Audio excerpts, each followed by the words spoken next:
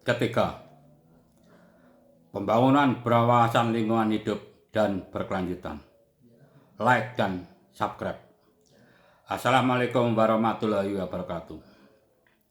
Pada kesempatan kali ini saya membahas kelanjutan dari episode 1 dan 2. Kehutanan mempunyai wilayah yang lebih luas dibanding dengan wilayah kepemilikan masyarakat. Kehutanan mempunyai fungsi yang sangat vital dan strategis dalam menjaga keberlangsungan semua kehidupan yang ada di muka bumi. Namun keberadaannya hutan saat ini terdegradasi atau rusak yang sangat kritis, di mana kerusakan yang disebabkan oleh perbuatan atau olah manusia yang tidak bertanggung jawab, yang mengakibatkan berbagai dampak buruk atau dampak negatif bagi kehidupan. Berdampak sebagai keseimbangan ekosistem, berdampak sebagai paru-paru dunia, berdampak rusaknya lapisan ozon, berdampak pemanasan global, dan seterusnya. Kerusakan hutan tidak hanya merusak kehidupan berbangsa dan bernegara, khususnya negara Indonesia, akan tetapi juga merusak tatanan kehidupan secara global yang berpengaruh negatif pada keberlangsungan kehidupan secara menyeluruh. Kerusakan hutan di Indonesia tidak hanya diakibatkan oleh oligarki atau para pemilik modal besar yang memanfaatkan kekayaan yang terkandung di dalam hutan sebagai alih fungsi usaha perkebunan maupun pengolahan berbagai jenis tambang yang terkandung di dalamnya, yang semuanya hampir tidak memperdulikan pengelolaan lingkungan yang baik, bahkan mengabaikan dokumen AMDAL yang diamanatkan oleh Undang-Undang Nomor 32 Tahun 2009 tentang perlindungan dan pengelolaan lingkungan hidup. Pasal 1 butir 11 menjadi dasar penting dalam perizinan lingkungan. Kerusakan hutan juga diakibatkan oleh kebijakan pemerintah yang kurang memperhitungkan akibat jangka panjang yang dimulai dari Orde Lama, Orde Baru, sampai saat ini masa reformasi. Sebagian masyarakat juga punya andil besar dalam rusaknya hutan akibat penjarahan dan pembalakan hutan secara masif. Hal ini terjadi akibat berbagai faktor sebagai berikut. Khususnya pada masa peralihan Orde Lama ke Orde Baru, pada masa ini Indonesia mengalami krisis politik.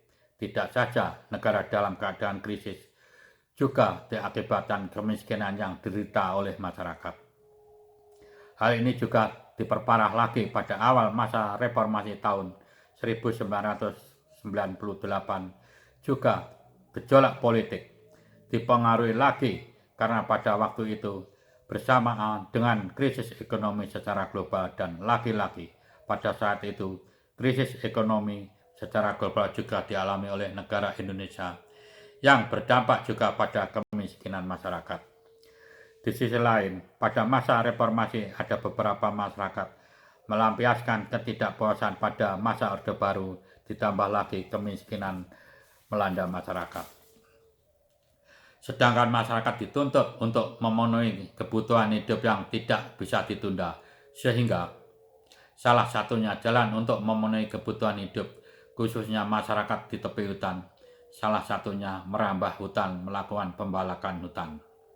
Hal ini juga ada beberapa oknum pemerintah dan oknum penegak hukum memanfaatkan situasi yang sedang berlangsung.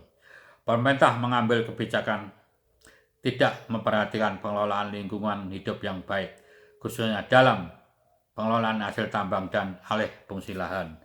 Dari beberapa oknum penegak hukum juga memanfaatkan sebagai pelindung penjarahan hutan maupun pelaksanaan kegiatan-kegiatan pengolahan tambang.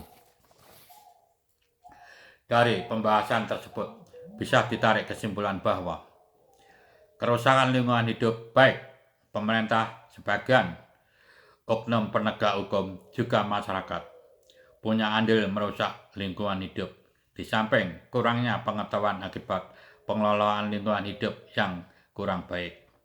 Dengan demikian, kerusakan lingkungan hidup saat ini rasanya kurang bijak bila saling mengambing hitamkan karena keadaan, khususnya bagi masyarakat.